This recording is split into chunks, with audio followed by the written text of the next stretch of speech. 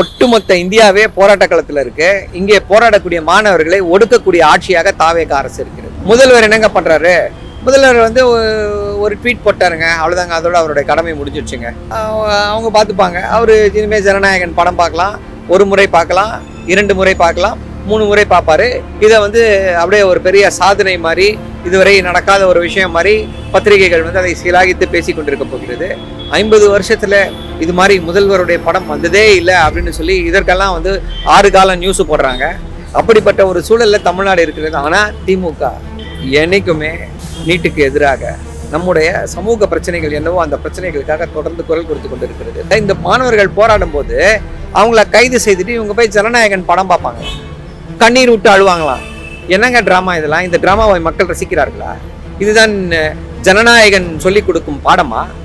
போராடும் மாணவர்களை கைது செய்யுங்க, அவர்கள் மீது அரசுடைய அதிகாரத்தை பிரயோகிங்கன்றதான் ஜனநாயகனா? ஒரு நகை முரணா இல்லை?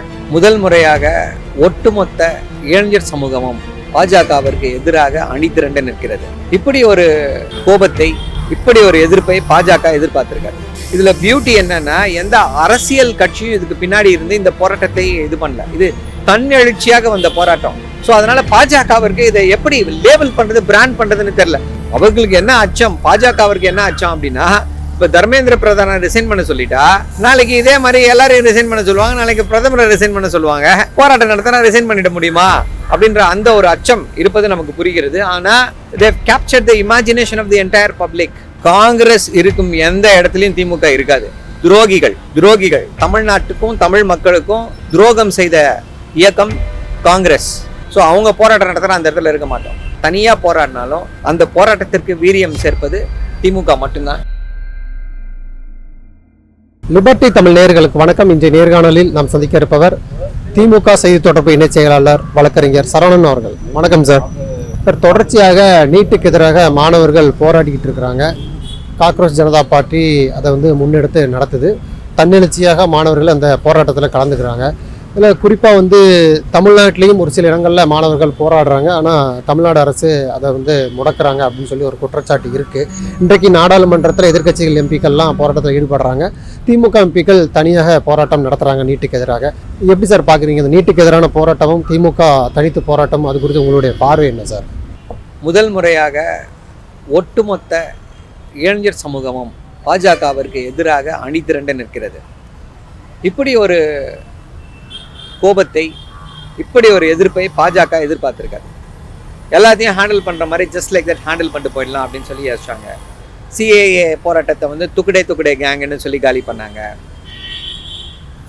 ஃபார்மர்ஸ் ப்ரொட்டஸ்ட்டை காலிஸ்தான் உள்ளே பூந்துடுச்சுன்னாங்க. வேற என்ன போராட்டம் நடத்தலாம், அர்பன் நக்சல்ஸ்னாங்க. இப்படி தொடர்ந்து ஏதாவது ஒரு லேபிளை கொடுத்து அந்த போராட்டத்திலிருந்து லாவகமாக வெளியே வந்து கொண்டிருந்தது. ஆனால் இந்த போராட்டம் அப்படின்றது பாஜகவுடைய அந்த செயலற்ற தன்மைக்கு எதிராக ஒரு சிறந்த போராட்டமாக மாறி வந்திருக்கிறது.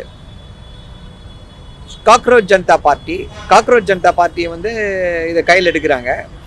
ஸோ இந்த போராட்டம் என்ன ஆகுது அப்படின்னா, எல்லாரையுமே வந்து ஆதரிக்க வைக்கிறது. மாணவர்களை, பாதிக்கப்பட்டவர்கள், இளைஞர்கள் எல்லாரும் ஒன்றாக திரண்டு இந்த போராட்டத்தை நடத்துகிறாங்க. இதில் பியூட்டி என்னன்னா, எந்த அரசியல் கட்சியும் இதுக்கு பின்னாடி இருந்து இந்த போராட்டத்தை இது பண்ணல. இது தன்னெழுச்சியாக வந்த போராட்டம். ஸோ அதனால பாஜகவிற்கு இதை எப்படி லேபிள் பண்ணுறது, பிராண்ட் பண்ணுறதுன்னு தெரியல. அதனால தான் என்ன சொல்கிறாரு, இன்னைக்கு பிரதமர் ட்வீட் போட்டிருக்காரு. பிரதமர் வந்து ட்வீட் போட்டு நாங்கள் கோர்ட்டு வைப்போம். ஐயா, கோர்ட்டு ஏற்கனவே இருக்கு. நீதிகள் வந்து சீக்கிரமே கிடைக்கும். ஸ்பீடி ஜஸ்டிஸ் கண்டிப்பாக கிடைக்கும். ஸோ நீங்கள் வந்து எங்களுக்கு ஸ்பீடி ஜஸ்டிஸை நான் வாங்கி தரேன்னு சொல்ல வேண்டிய அவசியம் அல்ல. உங்களிடமிருந்து எதிர்பார்ப்பது, போய் அவங்கள பாருங்கள், அவங்களோட பேசுங்க. ஏன் இளைஞர்களோடு, இந்தியாவுடைய எதிர்காலத்தோடு பேச உங்களுக்கு பிடிக்கவில்லையா? ஏன் அவர்களை வந்து அவங்களோட ஒரு உரையாடல் நடத்த ஏன் தயங்குகிறீர்கள்?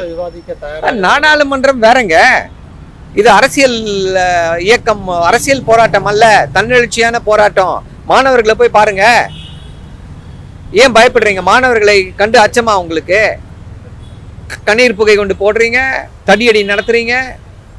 நியாயமான முறையில் நடக்கிற போராட்டம் தானே. இதே போராட்டத்தின் மூலமா தானே நீங்க ஆட்சிக்கு வந்தீங்க. அப்போ அந்த போராட்டம் இனித்தது, இந்த போராட்டம் கசக்கிறதா? இது இருக்குல்ல, அதாவது ஸ்ரீலங்காவில் நடந்தது, நேபாளத்தில் நடந்தது, இந்தியாவில் இங்கே நடந்துருமோ அப்படிங்கிற ஒரு அச்சம் இருக்குன்னு சொல்கிறாங்க. ஸ்ரீலங்காவுடைய அரசியலமைப்பு சட்டம் வேற, அங்கே இருக்கக்கூடிய சோஷியல் ஸ்ட்ரக்சர் வேற, பொலிட்டிக்கல் ஸ்ட்ரக்சர் வேற. நேபாளிலையும் அதே தான். But India is a strong democracy. உலகத்தில் இவ்வளோ பெரிய டெமோக்ரஸி கிடையவே கிடையாது. இவ்வளவு பெரிய மக்களோடு இருக்கக்கூடிய ஜனநாயகம் நம்மோடு தான் ஸ்ட்ராங்கு. அங்கெல்லாம் மாதிரி நடக்க வாய்ப்பே கிடையாது. மக்கள் உங்கள் மேலே கோபமாக இருக்காங்க. அந்த கோபத்திற்கு என்ன கேட்குறாங்க? தர்மேந்திர பிரதானை பதவி விலக சொல்கிறாங்க. ஏன் பண்ண மாட்டேறீங்க? அவர்களுக்கு என்ன அச்சம், பாஜகவிற்கு என்ன அச்சம் அப்படின்னா, இப்போ தர்மேந்திர பிரதானை ரிசைன் பண்ண சொல்லிட்டா நாளைக்கு இதே மாதிரி எல்லாரையும் ரிசைன் பண்ண சொல்லுவாங்க, நாளைக்கு பிரதமரை ரிசைன் பண்ண சொல்லுவாங்க. போராட்டம் நடத்தினா ரிசைன் பண்ணிட முடியுமா அப்படின்ற அந்த ஒரு அச்சம் இருப்பது நமக்கு புரிகிறது. ஆனால் they've captured the imagination of the entire public. ஒட்டுமொத்த மக்களின் ஆதரவு இந்த போராட்டத்துக்கு இருக்கிறது. ஸோ இந்த போராட்டத்துடைய வீரியத்திலிருந்து பாஜகவால் தப்பிக்கவே முடியாது. அது ஒரு புறம் போயிட்டு இருக்கு. அப்படின்னா இங்கே தமிழ்நாட்டில் நடக்கிற காமெடியை எப்படி சிரிக்கிறதுன்னு தெரியல. இந்த காமெடியை மக்கள் ஒரு பக்கம் மாணவர்கள் போராட்டம் நடத்திட்டு இருக்காங்கன்னா அந்த மாணவர்களை கைது செய்கிறாங்க, ப்ரிவென்டிவ் அரெஸ்ட் பண்ணுறாங்க. ப்ரிவென்டிவ் அரெஸ்ட்லாம் தமிழ்நாட்டில் எனக்கு தெரிஞ்சு லாஸ்ட் ஒரு 10-15 இயர்ஸில் நடந்ததே இல்லை. ப்ரிவென்டிவ் அரெஸ்ட்லாம் அறவழியில் மாணவர்களாக திரண்டு போராடுனா நாங்கள் ஏற்றுக்குவோம். ஆனால் இவங்க யாரோ தூண்டி விட்டு போராடுறாங்கன்னு சொல்லி அமைச்சர், பள்ளிக்கல்வித்துறை அமைச்சர் அவருக்கு தெரியல. அவர் பாவம், அவர் ஒரு கண்ணாடி மாளிகையில் இருக்கார். சுற்றி என்ன நடக்குதுன்னு தெரில. ஒத்திசைவு பட்டியலில் கல்வியை கொண்டு வரணுன்றாரு. அப்படிப்பட்ட சூழலில் தான் அந்த அமைச்சர் இருந்து கொண்டு இருக்கிறார். யாரும் இவர்களை இது தன்னெழுச்சியான போராட்டம், இவங்களெல்லாம் யாரும் தூண்டணும்னு அவசியம் கிடையாது. ஏன்னா ஏற்கனவே தமிழ்நாட்டில் நீட்டிற்கு எதிரான ஒரு மனநிலை தான். எல்லாருமே நீட்டிற்கு எதிராக தான் இருந்து வருகிறார்கள். ஸோ அப்படி ஒரு சூழலில் இந்த மாணவர்கள் போராடும் போது அவங்கள கைது செய்துட்டு இவங்க போய் ஜனநாயகன் படம் பார்ப்பாங்களாம், கண்ணீர் விட்டு அழுவாங்களாம். என்னங்க ட்ராமா இதெல்லாம்? இந்த ட்ராமாவை மக்கள் ரசிக்கிறார்களா? இதுதான் ஜனநாயகன் சொல்லிக் கொடுக்கும் பாடமா? போராடும் மாணவர்களை கைது செய்யுங்க, அவர்கள் மீது அரசுடைய அதிகாரத்தை பிரயோகிங்கன்றதான் ஜனநாயகனா? ஒரு நகை முரணா இல்லை? அந்த சூழல் எப்படி சார் பார்க்குறீங்க? நீட்டுக்கு எதிரான ஒரு வலுவான எதிர்ப்பை உருவாக்குனதே தமிழ்நாடு தான். இன்றைக்கு வட மாநிலங்கள் முழுவதுமே போராட்ட களமாக இருக்கு. ஆனால் தமிழ்நாட்டில் ஜனநாயகன் திருவிழாவாக இருக்குது. அது எப்படி பார்க்குறது? அதான் சொன்னேன், இது ஒரு நகை முரண். ஒட்டுமொத்த இந்தியாவே போராட்ட களத்தில் இருக்கு. இங்கே போராடக்கூடிய மாணவர்களை ஒடுக்கக்கூடிய ஆட்சியாக தாவேக அரசு இருக்கிறது. முதல்வர் என்னங்க பண்ணுறாரு? முதல்வர் ஒரு ட்வீட் போட்டாருங்க, அவ்வளோதாங்க. அதோட அவருடைய கடமை முடிஞ்சிடுச்சுங்க, அவ்வளோதான். அவங்க பார்த்துப்பாங்க. அவர் இனிமேல் ஜனநாயகன் படம் பார்க்கலாம், ஒரு முறை பார்க்கலாம், 2 முறை பார்க்கலாம், 3 முறை பார்ப்பாரு. இதை அப்படியே ஒரு பெரிய சாதனை மாதிரி, இதுவரை நடக்காத ஒரு விஷயம் மாதிரி பத்திரிகைகள் அதை சிலாகித்து பேசி கொண்டிருக்க போகிறது. 50 வருஷத்தில் இது மாதிரி முதல்வருடைய படம் வந்ததே இல்லை அப்படின்னு சொல்லி இதற்கெல்லாம் 6 காலம் நியூஸு போடுறாங்க. அப்படிப்பட்ட சூழ்நிலையில் இருந்து கொண்டு இருக்கிறோம். அவரை தலையில் 50 வருடங்களாக இல்லாத முதல் முறையாக ஒரு முதல்வர் நடித்த படம் வந்திருக்கிறது அப்படின்னு சொல்லி பத்திரிகையாளர்கள்லாம் குதூகலித்து கொண்டிருக்கிறார்கள். அப்படிப்பட்ட ஒரு சூழலில் தமிழ்நாடு இருக்கிறது. ஆனால் திமுக என்னைக்குமே நீட்டுக்கு எதிராக நம்முடைய சமூக பிரச்சனைகள் என்னவோ அந்த பிரச்சனைகளுக்காக தொடர்ந்து குரல் கொடுத்து கொண்டிருக்கிறது. போராட்ட காலத்தில் திமுகவினர் இருக்காங்க, திமுகவுடைய மாணவர் அணி இருக்கிறது, திமுகவுடைய தலைவர்கள் இருக்கிறாங்க. போய் இப்படி தொடர்ந்து இந்த போராட்டத்தை ஊக்குவித்து கொண்டு இருக்கிறோம். அதாவது இங்கேயே ஏகப்பட்ட பிரச்சனை இருக்கு. டெல்லியுடைய பிரச்சனை அது டெல்லி பார்த்துப்பாங்க அப்படின்னு சொல்லி போக்குவரத்து துறை அமைச்சர் சொல்லியிருக்காரு. இல்லைங்க, இது டெல்லி பிரச்சனை இல்லை. அதுதான் சொல்றேன், பாவம் இவங்கெல்லாம் என்ன சொல்றதுனே தெரியல.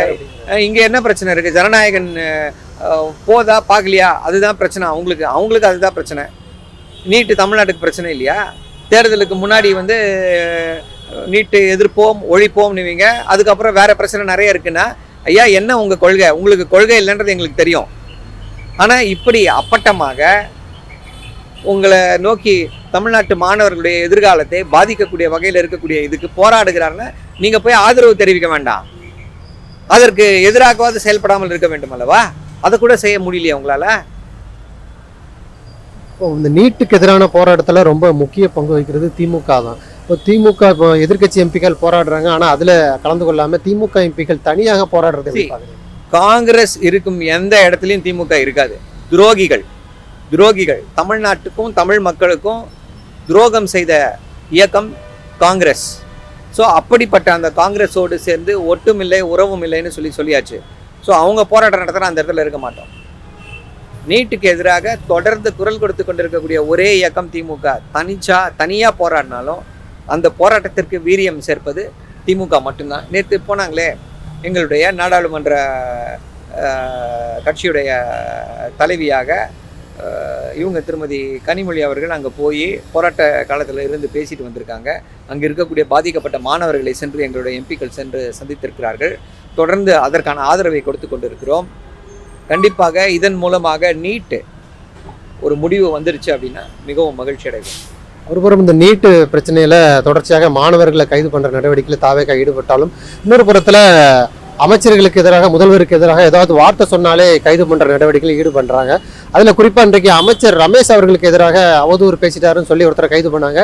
இன்றைக்கு கோர்ட் வந்து நிபந்தனை ஜாமீன் கொடுத்துருக்காங்க. அதாவது அமைச்சருக்கு எதிராக பேசின உடனே அரசுக்கு எதிராக பேசுறதா அர்த்தம் கிடையாது, மாற்று கருத்து ஏற்கப்படணும் அப்படின்னு சொல்லி ஒரு குற்றம் வச்சிருக்காங்க. எப்படி சார் பாக்குறீங்க? தாவேகா வந்து ரொம்ப இன்செக்யூரா இருக்காங்க.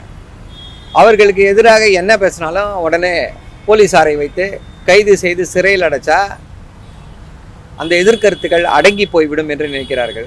அதுக்கு வாய்ப்பு இல்லை. என்னன்னா அவங்க வந்து இன்ஸ்டாகிராமில் நாங்கள் தான் பெரிய கிங்கு, இன்ஸ்டாகிராமில் நாங்கள் வச்சது தான் சட்டம், எங்களுடைய ப்ரொபகண்டா மட்டும்தான் போகணும்னு இருந்தது. பட் சொன்னது போல் நாங்கள் ஒரு தவறு செய்து விட்டோம். தாவேகாவை சரியான முறையில் எதிர்க்காமல் விட்டு விட்டோம். ஆனால் இப்போ களம் மாறுகிறது, புரிஞ்சிருச்சு என்ன பண்ணாங்கன்னு எதிர்க்கிறோம். எங்களுடைய திமுகவுடைய அந்த எதிர்ப்பின் வீரியத்தை அவங்களால தாங்க முடியல. இன்ஸ்டாகிராமில் இப்போ டிஎம்கே இஸ் ரூலிங் இன்ஸ்டாகிராம். திமுக தாவேகாவிற்கு எதிரான கண்டென்ட், இவங்க செய்யக்கூடிய நிர்வாக குளறுபடிகள், இவங்க செய்யக்கூடிய ஊழல்கள் எல்லாத்தையும் பட்டியல் போட்டு காட்டி கொண்டு இருக்கிறோம்.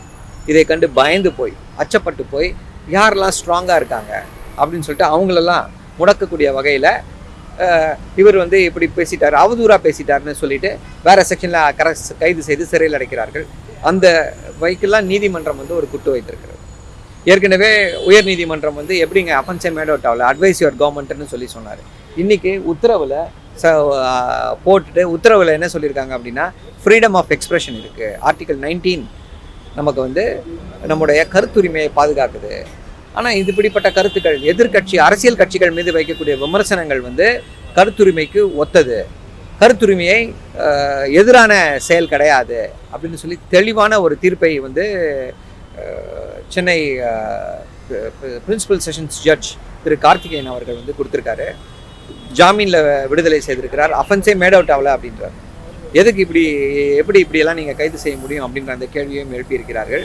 ஸோ தாவேகா அரசு திமுகவை ஒடுக்க நினைத்தால் முடியாது. என்ன பண்ணாலும் திமுகவுடைய கொள்கைகளுக்காக போராடுபவர்களுக்காக எப்போவுமே துணை நிற்கும் சட்டத்துறை. ஸோ எதை கண்டும் யாரும் அச்சப்பட வேண்டாம். இல்லை, குறிப்பாக வந்து திமுக தலைவர் ஸ்டாலின் வந்து என்ன சொல்கிறாருன்னா, நாங்கள் சிறந்த எதிர்க்கட்சியாக செயல்படுவோம்னு சொல்கிறாரு.